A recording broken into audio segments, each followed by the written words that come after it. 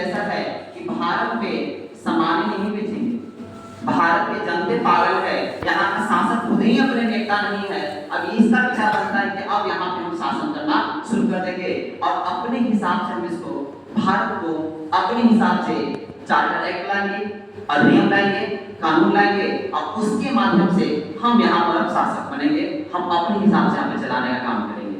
तो दो लड़ाइयाँ देखे हैं, एक बोलेंगे प्लासी का और एक बोलेंगे बक्सर का। ये प्लासी का युद्ध यहाँ पर यह स्टार्टिंग था, लेकिन ये ज्यादा नहीं हुआ। लेकिन बक्सर का युद्ध में इन्होंने अपना दिमाग बदल दिया और धीरे धीरे भारत पे शासन करना शुरू कर दिया। अब स्थिति ऐसा आता है कि धीरे धीरे भारतीय संविधान के लिए पहले तो शासन 1600 ईस्वी में आया नहीं, कंपनी आई थी, लेकिन वहां पर कोई लिखित संविधान नहीं आया कि इस तरह से कंटिन्यू हम शासन करेंगे यहाँ पर भारत में। लेकिन यहाँ भारतीय संविधान को कंटिन्यू रखने के लिए 1773 में एक्ट आता है। कानून जैसे जैसे जरूरत पड़ेगा वैसे वैसे कानून अधिनियम आते रहेगा। तो 1773 में एक्ट आया, 1773 में जैसे एक्ट आता है यहाँ समझिएगा 1773 में जैसे एक्ट आया, अब पहला बार है जो अंग्रेजों ने यहाँ पे संवैधानिक तौर से लिखित यहाँ पे बात करके लिख के हम संविधान लाएंगे। अब इसको दो भाग में बांट दिया, जैसे आप पढ़ेंगे तो बताएंगे आपको। बात करेंगे यहाँ से दो भाग में बांटा गया। अगर हम बात करेंगे 1773 से लेके 1853 तक यहाँ पे जो शासन रहा है वो ईस्ट इंडिया कंपनी का रहा है। समझिएगा, यहाँ पे जो शासन किसका है?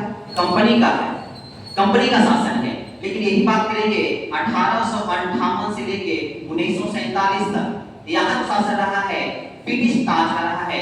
ब्रिटिश जो यहाँ पे इंग्लैंड है उसका रहा है, यहाँ पे कंपनी का है, लेकिन यहाँ पे बोलेंगे ब्रिटिश का है। बात अलग है, ये ब्रिटिश अब यहाँ से कंट्रोल, यहाँ देखिएगा 1857 का विद्रोह होगा, स्थिति पूरा बदल जाएगा। पहले यहाँ पे जो कानून ला रहा है कंपनी ला रहा है, लेकिन उसके बाद कौन है? ब्रिटिश लोग, जो यहाँ पे इंग्लैंड में जो लोग बैठे हैं अब वहां से कानून बनाएंगे और वहां से कंटिन्यूएशन शासन करना शुरू कर देंगे। तो 1773 से लेकर 1853 तक ये किसके हाथ में है? कंपनी अपना कानून बनाएगी और भारत पे अपना शासन करेगी। इस बात को पता यहाँ के शासक को नहीं है, वहां तो कंपनी चली है व्यापार करने के लिए, लेकिन यहाँ पे ब्रिटिश लोग उसको पता नहीं है कि क्या स्थिति वहां चल रहा है। लेकिन 1857 का जब विद्रोह होगा स्थिति पूरा बदल जाएगा।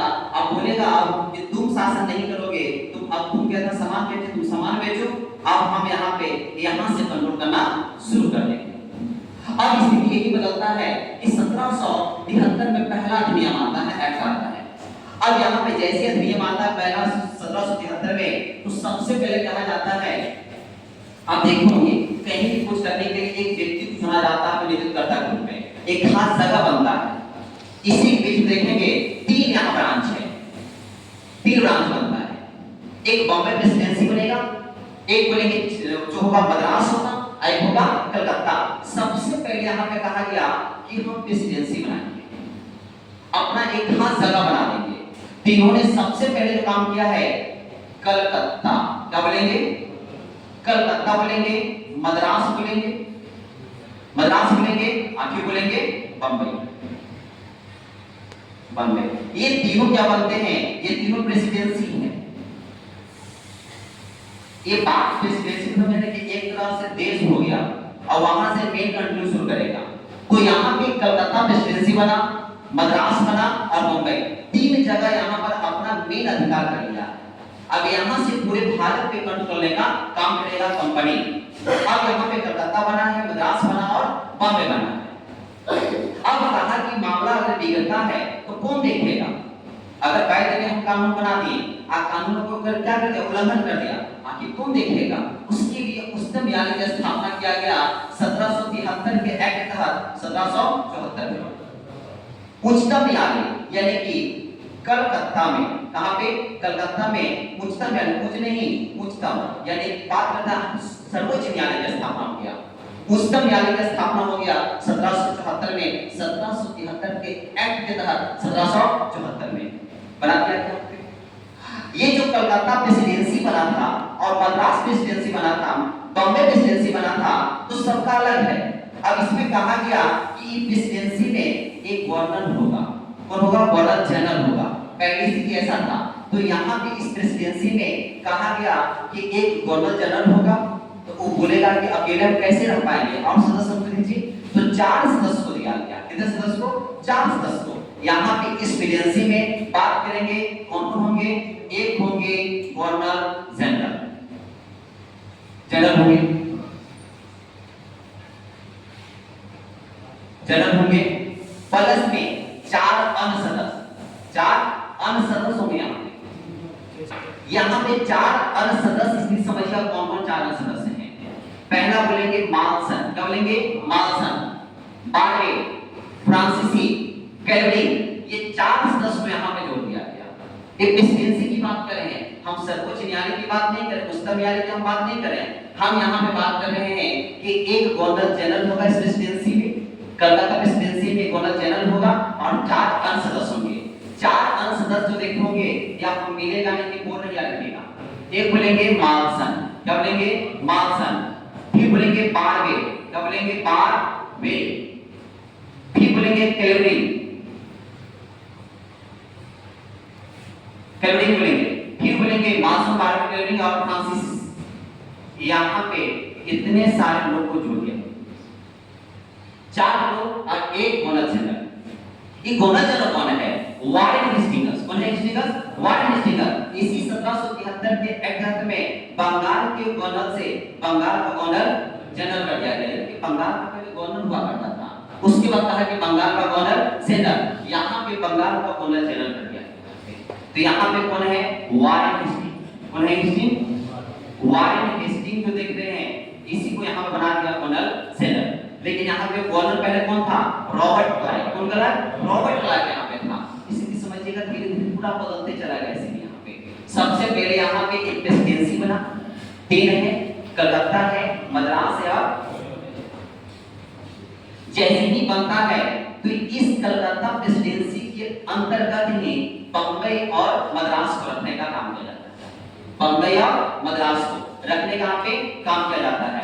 अब यहाँ की स्थिति ऐसा है कि जो सर्वोच्च न्यायालय, उच्चतम न्यायालय देख रहे हैं, इस उच्चतम न्यायालय की अगर बात करें यहाँ से, तो इस उच्चतम न्यायालय में एक मुख्य न्यायाधीश होंगे और 3 अन्य सदस्य होंगे। स्थिति ये अलग है, ये अलग यहाँ पे है। अब यहाँ पे कहा गया कि एक मुख्य न्यायाधीश होंगे, एक मुख्य न्यायाधीश यहाँ पर होंगे, मुख्य न्यायाधीश होंगे। मुख्य न्यायाधीश का पता है सर एलिजा एम्पे। ये क्वेश्चन जो मेन सदस्य लोग ऑलरेडी पूछ चुका था 3 अन्य सदस्य के बारे में, तो बोलेंगे एलिजा एम्पे, ये मुख्य न्यायाधीश बने। लेकिन यहाँ पे 3 यहाँ पे अन्य सदस्य बनने का, फिर यहाँ पे 3 अन्य न्यायाधीश बनते हैं। 3 कितना बोलेंगे? 3। वो कौन कौन है? हाइड है, चेम्बर है और लिनेस्टर है।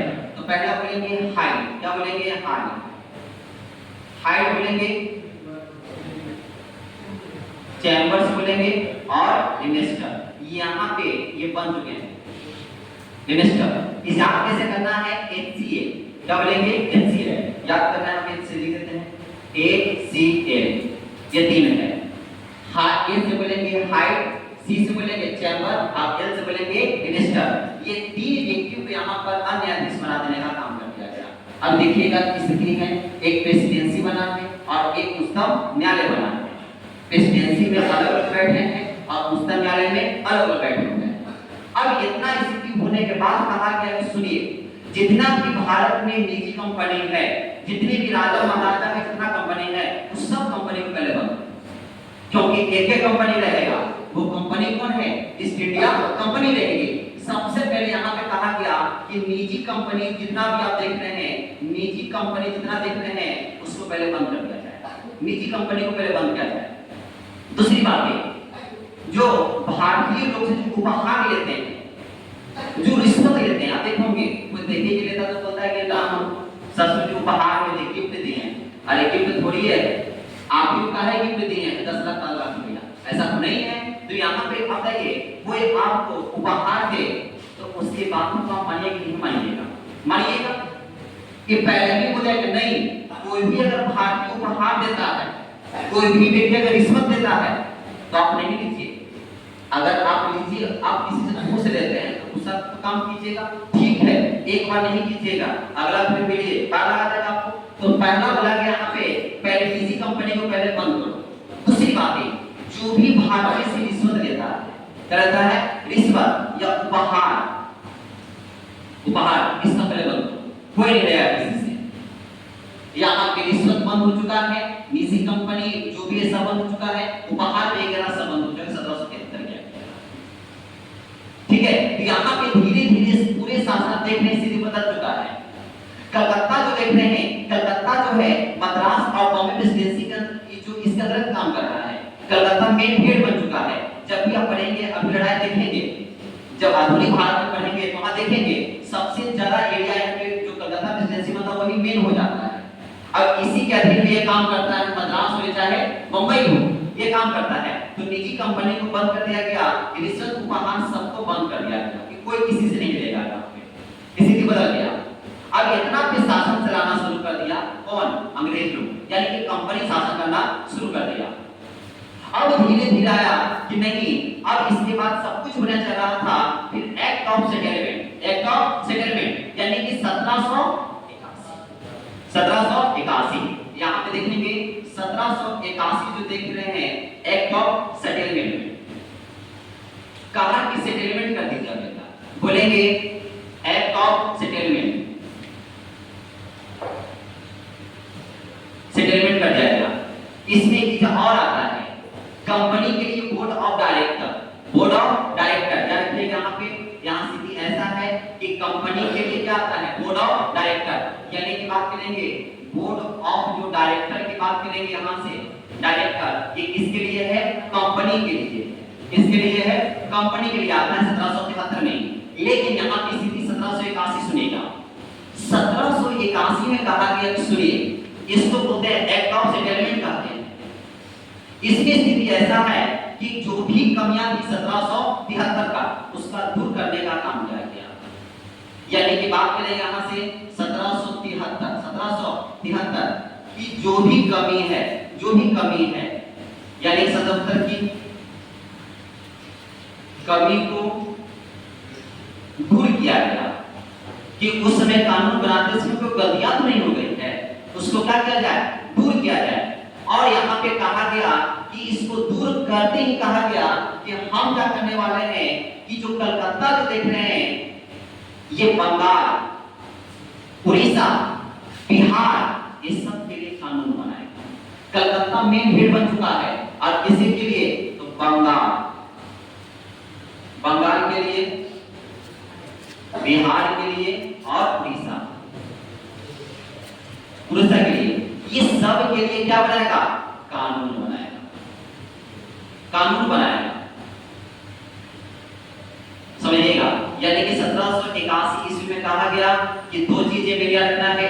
ये 1773 की कमियां को दूर करने की बात कहा गया। दूसरी बात है एक्ट ऑफ सेटलमेंट के नाम से जानते हैं इसको है। इसमें सबसे पहले बंगाल और बिहार और उड़ीसा के लिए ये कंपनी यहाँ पे जो भी कानून बनाएगा वो कौन बनाएगा? कलकत्ता बनाएगा। कौन बनाएगा? कलकत्ता प्रेसिडेंसी बनाने का काम करेगा इसका। लेकिन अब समझिए यहाँ स्थिति क्या है। इसमें दो चीजें जो है बहुत इंपॉर्टेंट रहा है यहाँ पे। अब यहाँ पे सीमांकन करने का काम किया गया।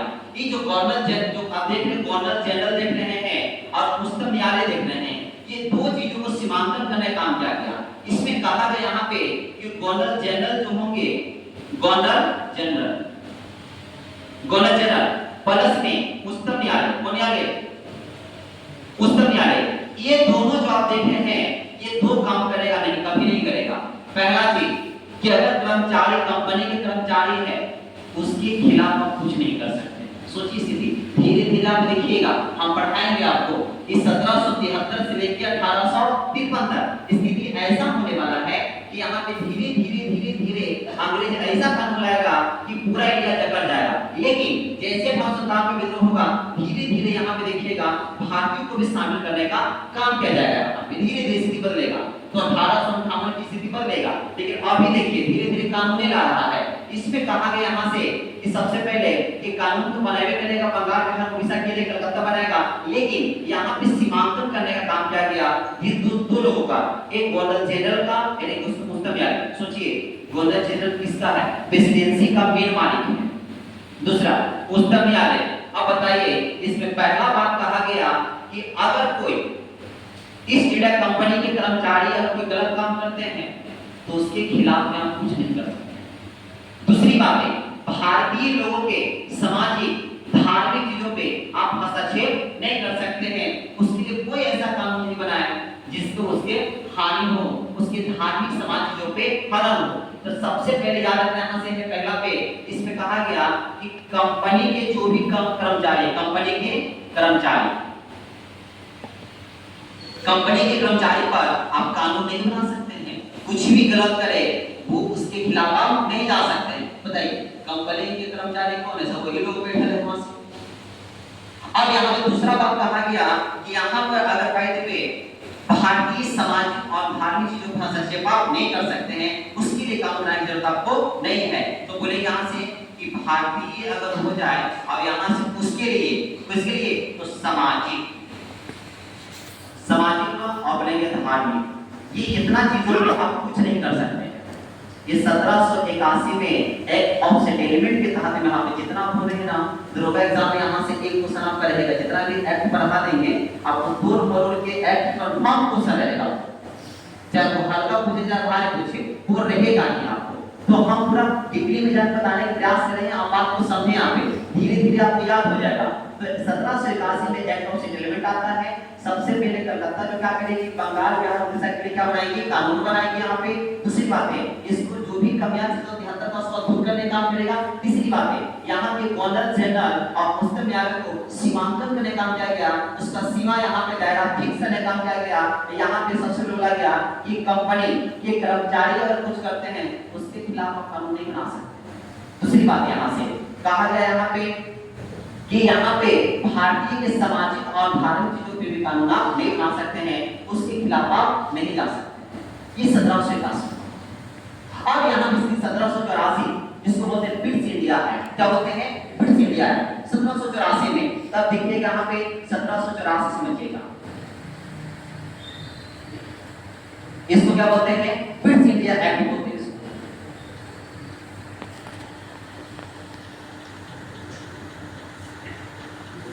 पिट्स इंडिया एक्ट में जाएगा। इसमें क्या करता है, इसमें सबसे पहली स्थिति आता है कि भारत में जो द्वैत शासन में बांटता है, उस शासन में द्वैत शासन का मतलब ये है कि कंपनी के लिए अलग कानून और राजनीतिक के लिए अलग कानून, यानी कि दो चीजें बांट चुका है।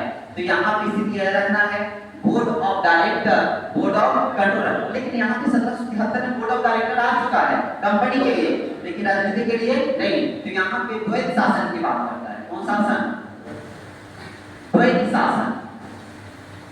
और द्वैत शासन की स्थिति ऐसा हो चुका है, एक होता है board of director, board of controller. तो यहाँ बात करेंगे एक आएगा डायरेक्टर, कौन आएगा, डायरेक्टर आएगा, एक आएगा कंट्रोलर। ये डायरेक्टर किसके लिए है, व्यापारी कंपनी के लिए है। दूसरी बात है कंट्रोलर किसके लिए, तो बोलेंगे राजनीति। ठीक है, आप देखिएगा अभी बहुत सारा चुनाव हुए हैं, कोई लड़के छाप, तीन छाप, दो छाप, और छाप खाइएगा, भंडा में दीजिएगा, करेगा तो ठीक ठिकाना है, कंट्रोल है, कंट्रोल नहीं है। ठीक है, दिन भर आदमी सुतल है, दिन में सोए हुए हैं। आज जब देवे के वोट पारी आता है कितना डालते हैं, दूसरा खा रहे बैगन छाप डालती हैं, करेला छाप के। अब यहाँ पे कंट्रोल है किसी का, किसी कंट्रोल नहीं है। अब बताइए यहाँ पे बताइए कंट्रोल किस पे नहीं है, राजनीति पे कंट्रोल है नहीं। आप देखते हो होता है कि खाला के दामाद कंपनी के डायरेक्टर, डायरेक्टर कुछ होगा कंपनी में, डायरेक्टर कुछ में कंपनी में हो गया। तो यहाँ पे एक कंपनी हो जाएगा और एक हो जाएगा यहाँ पे राजनीतिक हो जाएगा।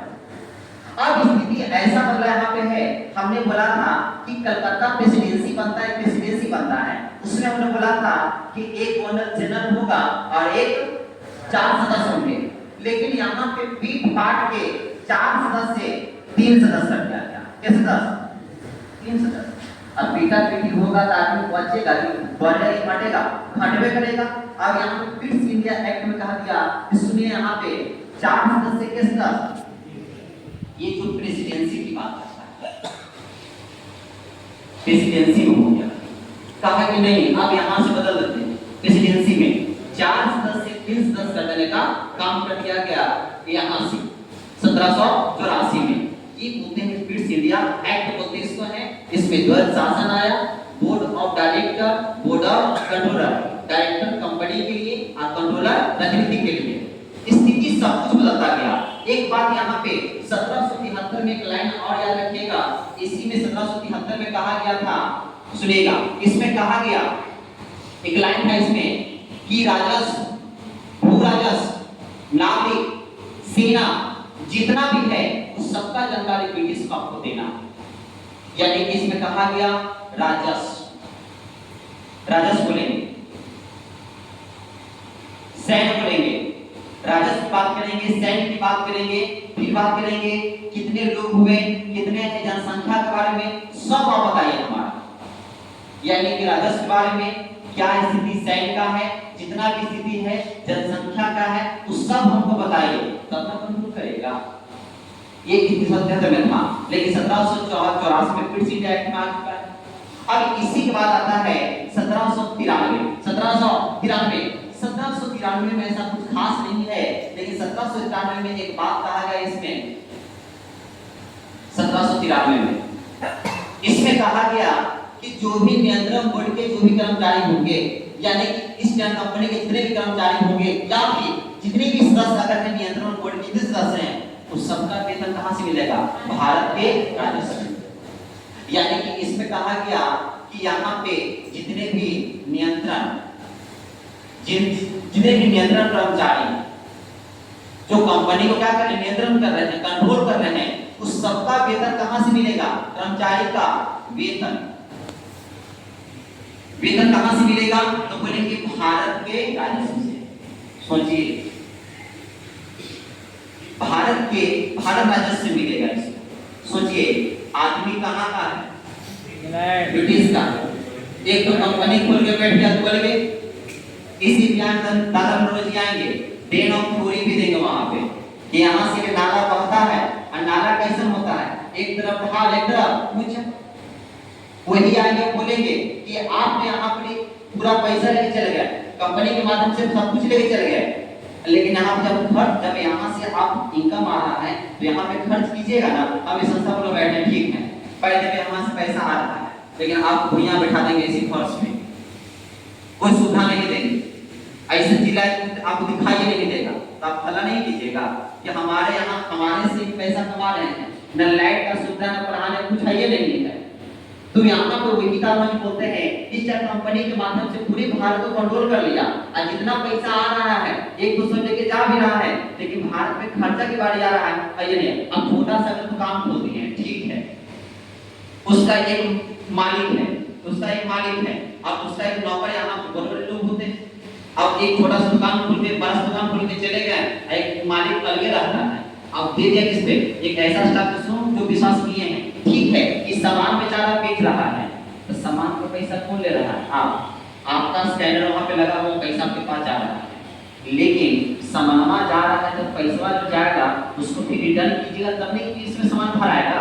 अब पैसा जा रहा है कि देवे नहीं कीजिएगा, तो धीरे धीरे कहाँ जाएगा? खत्म हो जाएगा, खत्म हो जाएगा। वही बात यहाँ पर इंग्लैंड करता है, कंपनी से सारा पैसा लेके जाता जरूर है, लेकिन भारत में खर्च करने के बाद आता है, काम खत्म कर देता है, तो धीरे धीरे क्या हो जाएगा? पूरा स्थिति खत्म, क्या होगा? कंगाल हो जाएगा। अब पैसा खत्म होगा, सब अपने में मरेगा, सब शासक जितना भी लोग होगा सब अपने में मरेगा। अब ये बेचारा जो भी नौकर यहाँ खट रहा है, जो स्टाफ खट रहा है, इससे कौन मांगेगा? इसके बाद बच्चा और ये से मांगना शुरू कर देगा, ये बच्चा का कुछ है नहीं है, तो लास्ट में क्या हो जाएगा? गलत काम करेगा। यही स्थिति भारत का बन चुका था, यही बात यहाँ पे है। तो 1793 में कहा गया नियंत्रण कर्मचारी के वेतन जो है भारत के राजस्व से मिलने का काम करेगा। इतना सारा एक्ट आने के बाद भी 1793 के बाद कौन आता? 1813 में स्थिति ऐसा बनता है यहाँ पे है, इसमें कहा गया है कि अब यहाँ पे सोचिए 1813 समझिएगा, 1813 हम आपको याद करवाएंगे। आप टेंशन मत लीजिए कि भैया इतना बोल दे रहे हैं, स्पीड नहीं है, हम टोटल याद करवाएंगे आप यहाँ पे एक एक करके। 1813 समझिएगा, 1813 में कहा गया कि आप बताइए वहां से अंग्रेज चल के आया है, उतना लोग तो नहीं आया। अब कंपनी खुल कर बैठा हुआ है, अब कंपनी में शिक्षित लोग चाहिए, पढ़े लिखे लोग चाहिए। कहा कि अब उतना लोग से लाए हैं तो उतना तो लाना संभव है नहीं, तो कुछ भारतीयों को ही क्यों ना हम शिक्षित कर दे, भारतीयों को शिक्षित क्यों नहीं करते। अब उसी को शिक्षित करने के क्रम में इन्होंने सबसे पहले शिक्षा पे 1 लाख रुपया खर्च कर दिया। ये शौक नहीं था, शिक्षा पे कितना 1 लाख। कहा कि रुको आपका नौकरी रखेंगे, ठीक है, पानी पहुंचाएगा, तो सब इतना चाहिए ना कि कौन कंपनी में पानी पहुंचाना है, रहेगा ये कंपनी पहुंचा देगा वो कंपनी में, तो उतना तो पढ़ा दे कम से कम कंपनी का नाम बढ़ सके कम से कम। आप बताइए कंपनी पानी पहुंचा वाला इंग्लैंड का आदमी आएगा उसे कंपनी नहीं, अब वो दिमाग लगा देगा कि नहीं कुछ ऐसे भारतीयों को शिक्षा पे खर्च कर देते हैं अथवा पढ़ा लिखा देते हैं कि कम से कम ठीक है जाओ लोहा फैक्ट्री में पहुंचा देना, चल जाएगा, वहां लिखा रहेगा स्टील वाला में जाना चाहिए, तब पढ़ा लिखा रहेगा तो फ्रॉड हो जाएगा। इसी कारण यहाँ पे आप एक ही बता दें आपको, कोई भी अंग्रेज या सती प्रथा का अंत हो या किसी तरह का अंत हो, कुछ भी हो, चाहे ट्रेन चलवाए, तो भारत के हित में नहीं चलाया, सबके पीछे रीजन रहा उसका है। शिक्षा पे कितना 1 लाख, कितना बोलेंगे 1 लाख। पीछे का मंशा क्या है कि लोगों को शिक्षित कर दे, कम से कम कंपनी का नाम बढ़ सके और वहां पे सामान को पहुंचा सके, 1 लाख शिक्षा पे खर्च कर। दूसरी बात है यही क्वेश्चन पूछा था कि 13 में हो गया फेरा, यहाँ पे ईसाई पादरी, कौन पादरी, ईसाई पादरी, ईसाई पादरी को आने के लिए, अरे इंग्लैंड कौन था, ब्रिटिश कौन था, ईसाई था, ब्रिटिश कौन था, ईसाई था। अब यहाँ पे परमिशन दे दिया गया, एक कानूनी अधिकार दे दिया गया कि ईसाई पादरी जो है भारत में आएगा, भारत में आने की अनुमति हो गया। और यहाँ पे मन से नहीं है, ये सब लिखित हो रहा है, सबसे पहले लिखित 1773 में आता है। अब यहाँ पे कहा गया 1813 में कि ईसाई पादरी जो है भारत में आएगा, उसका अनुमति मिल गया। नहीं पहले तो ऐसे ही आता था, अब कानूनी अधिकार बन गया है कि पादरी आएगा कोई कुछ नहीं बोलेगा। देखिए स्थिति कैसा है हमारे देश में, हमारे घर में आके और कानून बना रहा है कि कौन आएगा कौन नहीं आएगा। देखो बहुत ऐसा घर होता होगा कि घर में सब कमाने वाला और है, हम मालिक गांव वाले का तो रहता कोई, देखो होंगे बहुत ऐसा घर अभी भी है कि कमा रहा कोई और उसे घर में, अब मालिक कोई और है, उतना छोड़िए ना, ये दूसरा कास्ट है और दूसरा कास्ट है और दूसरा कास्ट वाला घर मालिक बन रहा है, ये भी देखोगे आप। बताइए स्थिति कैसा है खराब। हमारे देश में तुम आए हो, अब कौन आएगा नहीं आएगा तुम नहीं ले रहे हो, हमारा घर है, अब उस घर में यहाँ पे तुम आए हो, तुम तो दूसरा कास्ट से हो, तब तू हमारा निर्णय दे रहा है कि दोनों घर में कौन आएगा नहीं आएगा, कि तुम डिसीजन ले रहे हो, कितना गलत बात है। 1813 को हो चुका है, यहाँ पे कहा गया कि यहाँ पे ईसाई पादरी भारत में आएगा, कोई कुछ नहीं बोलेगा, अनुमति मिल चुका है। 1 लाख शिक्षा पे खर्च, और उतना ही छोड़िए किसके साथ क्या व्यवहार करना है वो हम फिक्स करेंगे, हम फिक्स करेंगे। यहाँ पे कहा कि सारे जितने भी कंपनी से भारतीय लोग व्यापार करते थे ऑलरेडी यहाँ पे निजी कंपनी को बैन कर दिया गया, लेकिन और जितने भी कंपनी जितने भी काम करते थे उस सबको यहाँ पे बंद कर दिया गया 3 साल, और सब पूर्ण से बंद कर दिया। लेकिन सिर्फ कहा ना चीन के साथ आप व्यापार कर सकते हैं चाय के, इसके लिए चाय 20 साल का 1830 पढ़ाई वो भी बंद कर देगा वहाँ पे। तो यहाँ देखेंगे चीन के साथ यहाँ पे चाय का व्यापार शुरू रखा और यहाँ पे के वर्षों के लिए 20 वर्षों के लिए रखने का काम कर दिया गया। ठीक यहाँ पे यानी कि 1813 में आता है, 1 लाख पे शिक्षा पे खर्च है, ईसाई पादरी का आगमन शुरू हो चुका है और चीन के साथ व्यापार सिर्फ रखा है, वो भी कितने सालों तक 20 साल तक स्थिति आएगा वो भी खत्म कर देगा। ठीक है यहाँ पे तो इतना सारा जो एक्ट आया है धीरे धीरे आप देख रहे हैं भारत को अपने कब्जे में लेने का काम चल रहा है। तो यहाँ पे देखेंगे धीरे धीरे पहला एक स्पीड से खुलने का काम करेंगे, समझिएगा बात। यहाँ से